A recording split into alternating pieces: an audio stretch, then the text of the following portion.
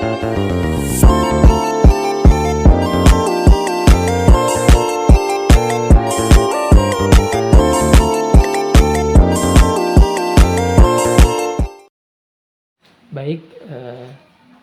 sebelumnya terima kasih banyak Ibu karena telah menyambut kedatangan kami dengan baik di sini. Perkenalkan, nama saya Rivaldo Izrak RPO, saya dari mahasiswa Manajemen Pendidikan Islam. Sekarang saat ini sedang menempuh ke semester 6. Insya Allah sedikit lagi ke semester 7. Dan maksud tujuan kami datang kemari Ibu karena ada untuk memenuhi tugas evaluasi program pendidikan terkait dengan penerapan kurikulum di sekolah.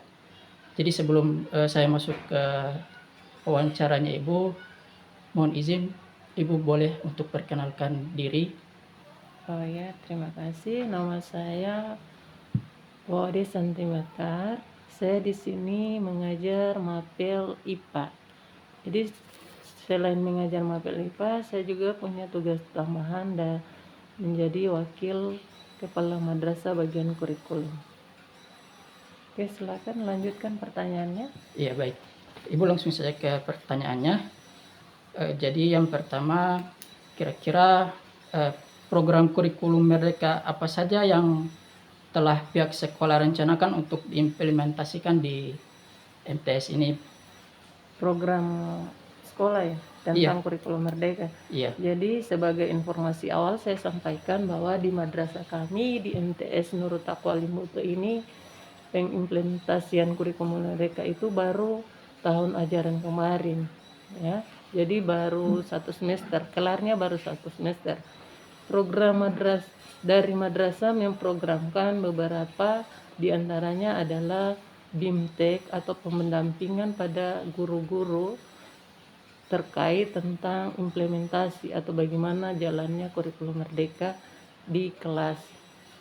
Selain itu ada pendampingan dari pengawas atau pihak terkait. Selain itu madrasah juga menyusun proyek untuk kurikulum Merdeka ini. Mungkin hal-hal simpel itu yang sudah direncanakan oleh madrasah kami pada implementasi kurikulum Merdeka ini. Oke, ya, hanya itu. Baik.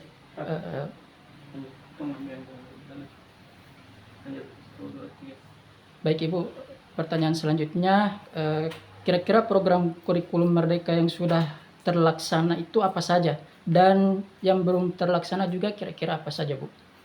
Yang sudah terlaksana sejauh ini adalah pendampingan dari pengawas, tapi frekuensinya ataupun pelaksananya baru 1 kali.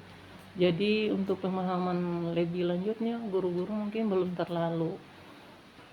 terlalu paham sekali, namanya juga kurikulum baru kan, pendampingan baru 1-2 kali itu mungkin kami masih belum terlalu paham lah, tapi sudah dijalankan, perlahan-lahan sudah dijalankan. Terus apa ya kekurangannya tadi ya? Iya. Kekurangan yang belum terlaksana. Alhamdulillah sih sudah terlaksana pendampingannya, cuma mungkin belum banyak, belum berapa kali, hanya 1 kali. Karena ini kurikulum baru sebenarnya pendampingannya itu harus banyak kali lah, minimal 1 bulan berapa kali kayak di sekolah-sekolah negeri kan. Kalau kami kan hanya dari madrasah, mungkin terkendala dengan biaya mungkin atau kunjungannya juga dari pihak terkait belum terlalu maksimal menurut kami. Mungkin lanjut lagi. Iya. Pertanyaan selanjutnya Ibu, apa kendala yang sering dihadapi dalam menerapkan program pendidikan Merdeka Belajar di MTS Nurul Taqwa?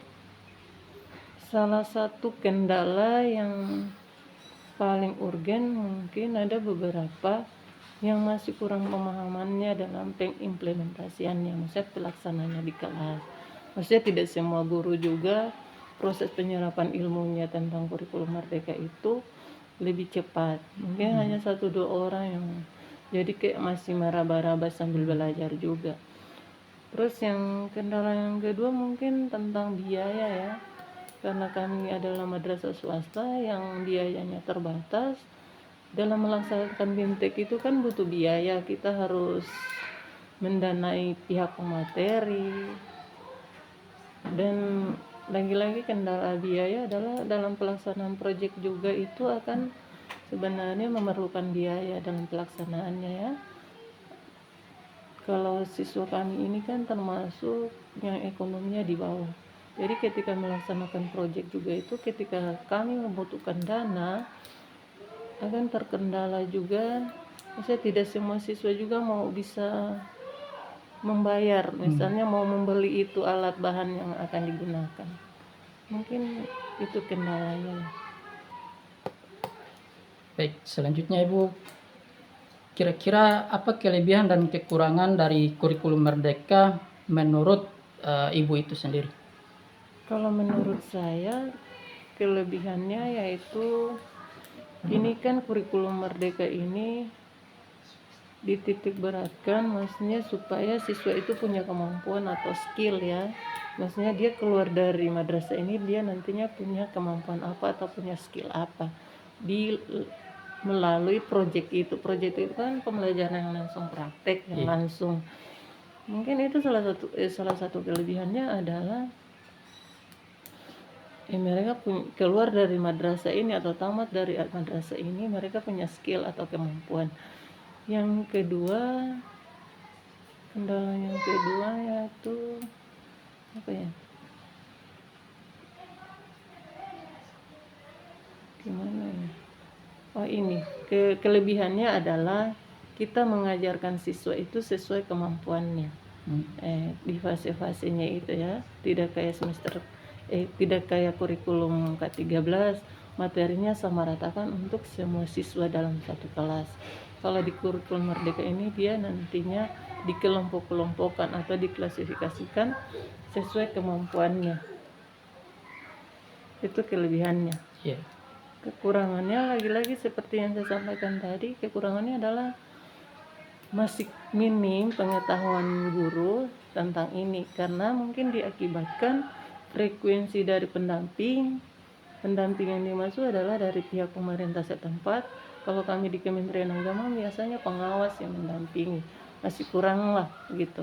Kalau baru 1-2 kali itu kan, apalagi kurikulum Merdeka ini kan kurikulum baru, jadi menurut saya tidak, kalau cuma 1 kali 2 kali BIMTEK-nya masih kurang, pendampingannya lah yang masih kurang. Mungkin itu saja. Oke.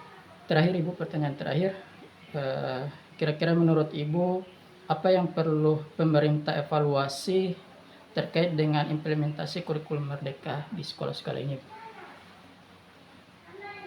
Yang pemerintah mau evaluasi ya, lagi-lagi masih ada hubungannya dengan yang pertama, kedua, dan ketiga tadi, tentang kalau pemerintah, yang kami harapkan dari pemerintah adalah, terutama kami dari Kementerian Agama di pihak swasta, di madrasah swasta ini, kami kurang pendampingan atau kurang ilmunya dari pengawas untuk membimbing, karena kan ini masih awal, masih tahap belajar. Jadi kalau kita didampingi frekuensinya lebih banyak, insya Allah kami juga lebih paham pelaksanaannya. Itu mungkin yang ini harus sering-sering lah diadakan BIMTEK, kami gurunya diundang atau pihak madrasahnya mengundang tanpa biaya. Kalau madrasahnya yang biaya kan itu salah satu hal yang dipikirkan sebelum membuat kegiatan kan. Mungkin salah satu kendala juga biaya juga dari kami kan. Kalau biasanya kan kalau membuat suatu, maksudnya pemerintah baiknya mendanai gitu, maksudnya untuk kami yang di swasta kan. Kalau di negeri kayaknya ada biayanya deh. Kalau nggak tahu juga, kalau di swasta tidak ada biaya untuk itu, untuk menambah ilmunya gitu, maksudnya kayak BIMTEK.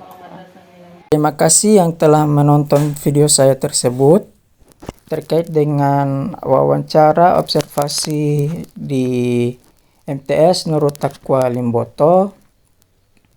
Dari hasil penyampaian yang telah disampaikan oleh salah satu ibu dari MTS Nurul Taqwa Limboto, saya menyimpulkan bahwasannya ada salah satu kekurangan yang saat ini masih membedakan antara sekolah swasta dan juga sekolah negeri.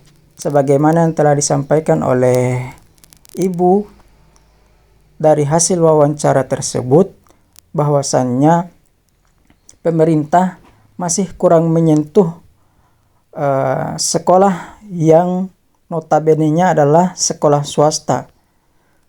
Karena sebagaimana penyampaian beliau, bahwasannya pemerintah kurang dalam memberikan bimbingan atau bahkan untuk mengunjungi sekolah-sekolah swasta, sehingganya masih banyak guru-guru yang tidak mengetahui sistem atau mekanisme bagaimana untuk melaksanakan kurikulum merdeka tersebut.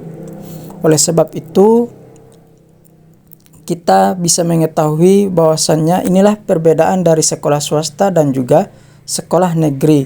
Jadi tidak heran lagi kenapa sekolah negeri lebih unggul dari sekolah swasta, karena tadi minimnya pemerintah untuk memberikan materi atau memberikan arahan bimbingan bagaimana penerapan pelaksanaan kurikulum merdeka di sekolah, terutama di sekolah swasta.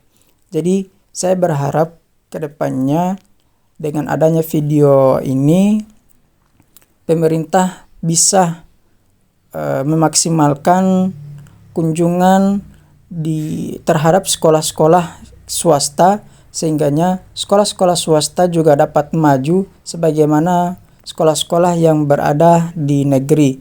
Jadi untuk memberikan arahan dan pengetahuan terhadap siswa-siswa itu lebih maksimal lagi sebagaimana yang diberikan oleh guru-guru yang berada di sekolah negeri. Mungkin itu adalah hasil analisis saya terkait dengan penyampaian atau observasi yang telah saya lakukan di MTS Nurul Taqwa Limboto. Lebih dan kurangnya saya mohon maaf. Wabillahi taufiq wal hidayah. Wassalamualaikum warahmatullahi wabarakatuh.